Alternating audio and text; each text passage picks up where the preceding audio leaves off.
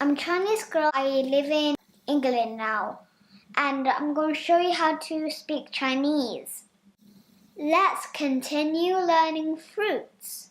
And I am going to show you 5 words. Banana. In Chinese, we say it 香蕉. 香蕉. 香蕉. I like to eat apples and bananas. 我喜欢吃苹果和香蕉。